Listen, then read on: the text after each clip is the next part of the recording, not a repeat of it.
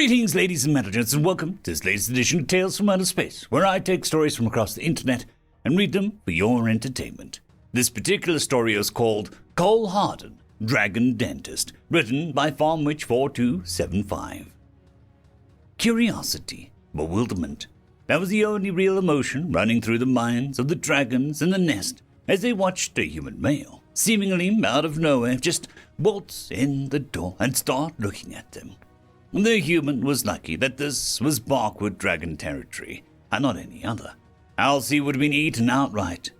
It had been nearly an hour since he had wandered into the nest area with nary a sign, unarmed and with no escort, and just stood around taking notes. One of the younglings approached, eager to prove his capability to his elders, and stood to defense.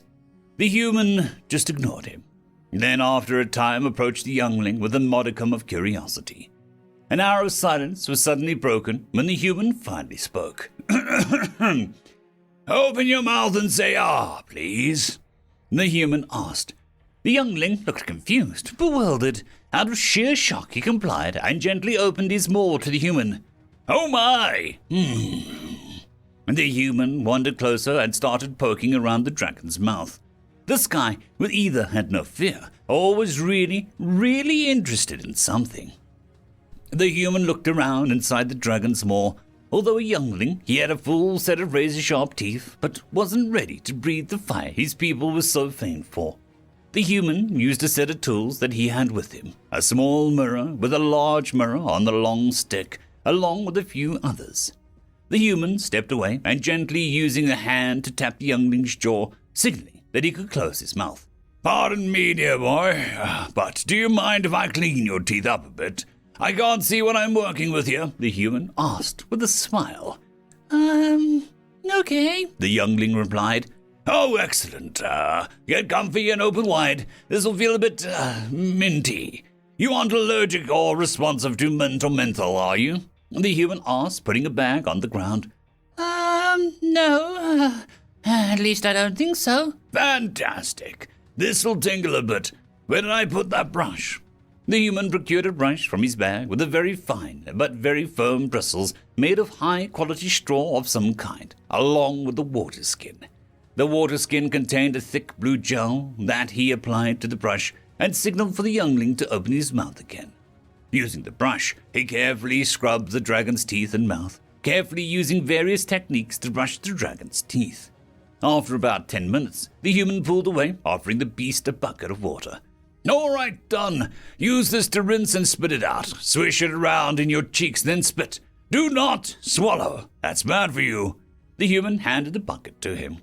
The youngling wasn't quite used to his sea legs just yet, and awkwardly stood up on his hind legs, grabbing the bucket.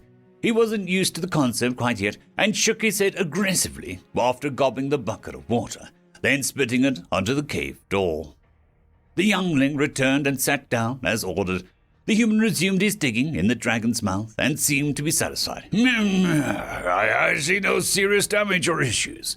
Do you dragons regrow your teeth forever like sharks?" he asked. "We do. Removing broken or degraded teeth is a pain, though," one of the elders spoke up in response. "Well, I can help with that." The human moved out of the cave a salute as he introduced himself. "Dr. Karl Harden, orthodontist. I'm a doctor that caters to healthcare related to people's teeth. Now that introduction's out of the way, come down here and let's take a look at those chompers." The elder dragon, his head the size of a house, leaned down and gently laid his jaw on the floor, opening his gaping maw. Karl put on a mask made of cloth and laden with various herbs and flower essence to cover the overpowering stench of rotting charred flesh. He stepped onto the dragon's maw and got to work, checking teeth and gums, gently tapping on some of the child-sized teeth in front of him and carefully regarding each one. After a few minutes, he walked back out and signaled for the mouth to close again. "Right then, I can see several cavities, deformities, and some damage. There's also one dead tooth in there that has to come out. Looks like it's cracked and stuck, so a new tooth can't grow in there. Probably hurts a bit just judging by how you flinched when I touched it," Karl said as he moved to the side, looking the great beast in the eye as he spoke. "All right, then." The dragon regarded the human for a minute, his tongue flicking about shortly before a minor flinch of pain. Your suggestion? Okay, let me think, Karl said, rifling through his bag. These should help. He grabbed several vials of purple liquid and presented them. All right, open wide. Let's get that tooth out. The elder opened wide and allowed Karl to put his mask back on and walk in. Karl splashed one of the vials directly on the tooth, then stood waiting for a few moments. After this, he gently tapped on it again. The dragon offered no resistance or note of pain, and Karl nodded his head. Satisfied, he headed back out again towards his bag. The elder dragon flopped his mouth and tongue, now aware his mouth was numb. The elder priest tried to say, Don't talk, just keep it open. The vial was full of a potion I had a mage make for me. It dulls the mouth and gets rid of the pain so that I can work more easily, and you feel nothing. It does, however, make your tongue and mouth numb, so you sound very silly when you talk. Open up, let's do this. Karl brandished a set of sharpened, strangely curved metal hooks in his hands and tightened his face mask.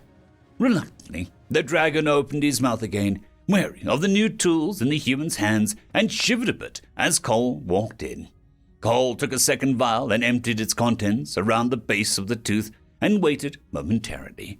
He gently gave the tooth a nudge, and satisfied it was loosened up. He used the meat hooks to get a good leverage, and then he heaved a mighty pull and yanked the child-sized thing out. It landed on the dragon's tongue, and Karl dragged it outside. Karl quickly tossed the blackened tooth to the side and quickly moved back in, tossing another vial of strange liquid where the tooth once stood. The wound closed quickly, cleaning any residue left over from Karl's work, creating a seal around a new tooth that was slowly growing directly underneath where the old tooth was. Karl quickly walked out and let the elder dragon breathe. All right, give it a minute and let your mouth return to normal. Then give a good blast, a short one. It should clean the residue out, Karl said as he moved towards the cavern entrance and set up some kind of makeshift target. The elder dragon collected himself for a few moments, then let out a large but controlled burst of flame from his maw, vaporizing the target and letting out a burst of flame from the cave's entrance. The elder dragon smacked his lips quizzically and lapped his tongue about his mouth for a few moments. I'm still going to have to properly clean that mouth out and brush your teeth, but at least that took care of your biggest problem before the thing got infected, Karl said as he pointed to the worst bits on the removed tooth. The dragons looked at him carefully for a few moments. Up until this point, humans, elves, dwarves, and orcs held nothing save animosity or simple hatred towards dragons. This guy randomly waltzed in, got to work, and potentially saved an elder from a rather horrible time. One dragon, an adult, a father with a brood on the way, turned from the room and stomped his way to the cave passage. Karl began to clean his tools and pack his things when the same dragon reappeared holding a claw full of gold coins, which he offered to Karl. Payment for services. It's only fair. Karl simply nodded, taking 5 gold coins out of the hundreds that were there. I only get paid for work I actually did. This covers everything. In the meantime, I shall need to return to my home and gather up some equipment. I need more brushes, more potions, more toothpaste. As a matter of fact, do you know of the cataban tree? Yeah, of course. It grows like weeds around the mountains, The youngling said, stomping over to Karl's side. Oh, excellent. That tree has a rather potent effect. My own king uses it to help with bad breath some days. Grab some of its leaves or branches and chew on them. The taste is rather awful, but it should clean your teeth out a bit and lessen any pain you have. The sap of the tree is the very same that was used in the potion to numb your mouth. I shall be back in a few days with my assistant and some better equipment. I aim to finish what I started. Karl gave the dragons a bow and made his way back down the mountain to his practice. The dragons, on the other hand, began hastily moving around to collect cataban trees, with the older and larger dragons in the clan ripping whole trees out at their roots, then chewing on them. The younger dragons flew out of the other dragon clans, giving them a full story of what exactly went on. King Norhal V looked carefully at the document shown to him, and his brow furrowed. Seriously? He asked, peering at his subordinates. Seriously? His mage said. The king laid his head in his hands and groaned in annoyance. This can't be true.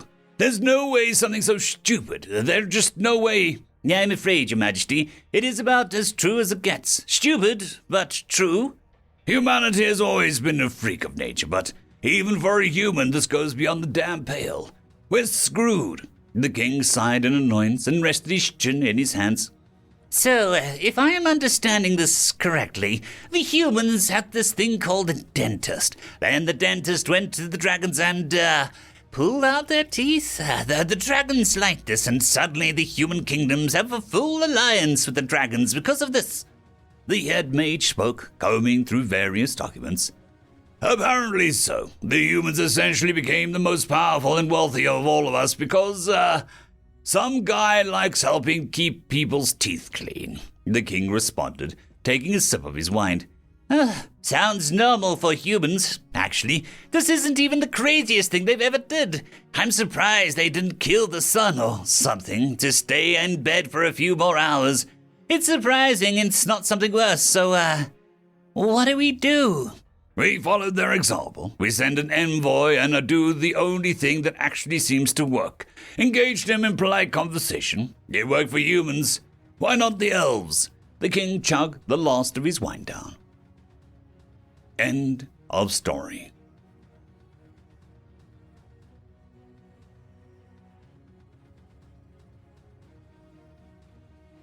There is a new legend on the horizon. Blueberry Cat has taken the T6 Patreon spot. Thank you very much, and I'm sure that I speak for everyone when I say that. I would just like to thank our T5 members, Lord Azrakel, Ambrose Cattell, Quantum Wednesday, Drexoon WRE, Blueberry Cat, Cam Maxwell, Casper Arnholtz, Bushmaster 177, and Leslie 517. Thank you very much.